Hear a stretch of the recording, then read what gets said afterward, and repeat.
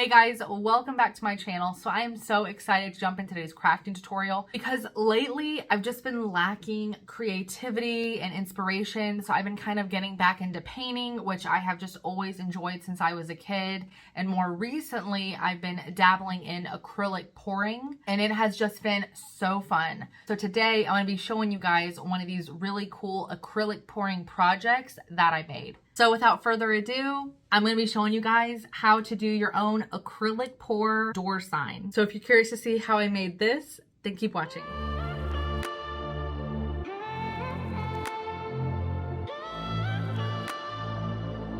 Alright guys, so I've been painting down in my basement like all morning, as you can see by my hands. So just ignore that. But for today's craft, you are going to need some fluid art ready to pour acrylic paint, which I got this in a like whole little pack at Hobby Lobby. I want to say it was like $12 to $15, something like that. I did buy some plain acrylic paint and some pouring medium. So if you want to make your own ready to pour acrylic, then you just need some acrylic and some pouring medium to mix together. But for the simplicity of today's video, I'm just going to be showing you guys this fluid art ready to pour acrylic paint. And instead of doing it on like a regular canvas like I do with a lot of my other stuff, I'm going to be doing this one on a wooden round. This is meant to be a door hanger. So I'm just going to be making a cute little sign for my daughter's bedroom door with this. All right, guys. So first I'm just going to lay 4 cups down to put my round on. And as you can see, I have a trash bag just taped down to my table because this does get kind of messy. Now I did go ahead and mix some white acrylic with some pouring medium. You can buy some pre-made just like the ready to pour acrylics if you want, but I just mixed my own because I'm just going to be pouring it on here. I just find that it's easier to kind of make your acrylic flow when your surface is painted and wet, and your acrylic can just glide across it because it's nice and smooth. And it just makes it way easier for you. So just kind of smear it all around. Try to get it as even as you can. But this isn't a science. This is art. There's no wrong way to really do this. As long as you're happy with it, that's really all that matters. And again, I'm just making this for my daughter's bedroom door. I'm not like selling this or anything. So I'm not worried about it being perfect. So now we are ready to pour our pretty acrylic colors. Now I'm just going to be using this plastic cup and I'm going to be pouring all of my colors into here. So you can do like a pattern in your cup. You could do lines, whatever. I feel like what I see the most is people just pour their paint in there like that. And then they will kind of pour it in the middle to make rings, which creates a really cool effect.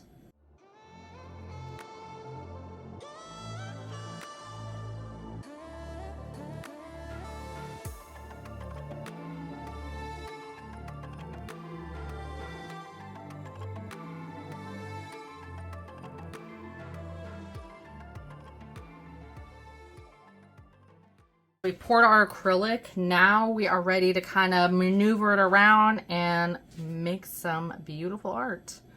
So I'm just going to start by going to the side that has a bigger white gap. And I'm just going to slowly let it kind of run. I'm just barely tilting it because I don't want to ruin all of those like rings. I think that looks so cool. So we're going to just kind of let it get to the edge. And then I'm just kind of going to slowly tilt it like in a clockwise motion. And then like the thinner the acrylic gets, like the more it kind of runs off the edges and you're getting all that excess off, the higher you're gonna have to tilt it. Just a little heads up there.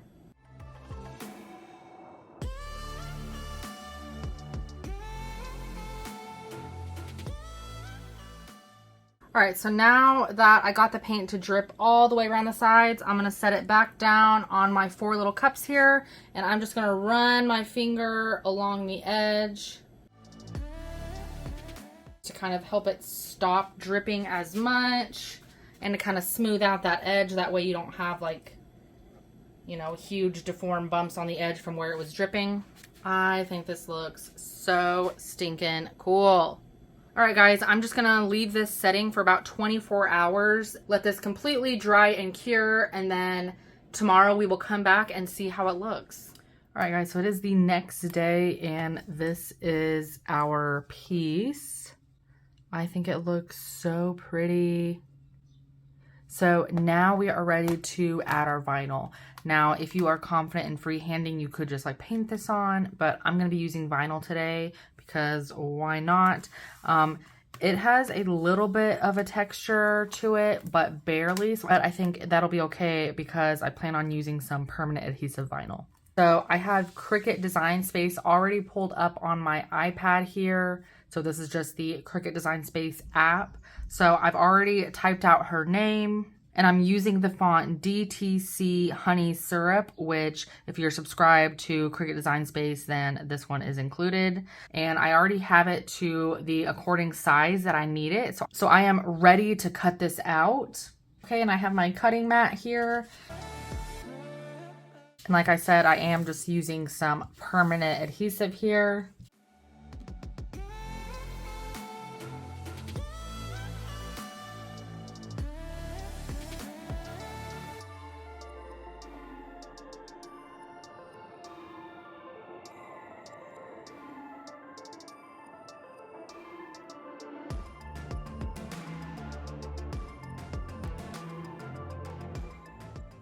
Okay, so now I'm ready to weed my vinyl. I love it when it is that easy. Okay, so now here's our vinyl. It might be kind of hard to see because it's white on that background. Now I'm just gonna cut off a piece of my transfer tape. Love this stuff. Now we're ready to put it on our door sign here.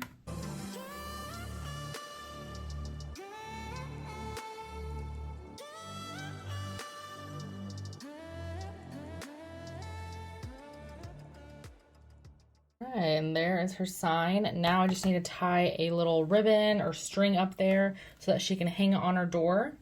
All right, so I just have some silver glitter ribbon. So I'm just gonna have to fold it to get it through the holes.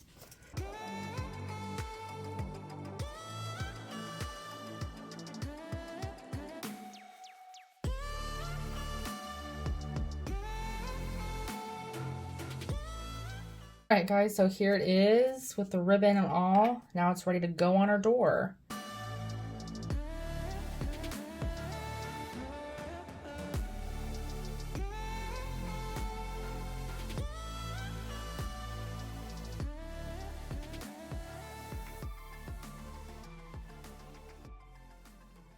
You guys, I am absolutely in love with how this one came out. I like the little bits of silver that you see just kind of like reflecting whenever the light shines on it. But I just like love all of these like rings and ripples.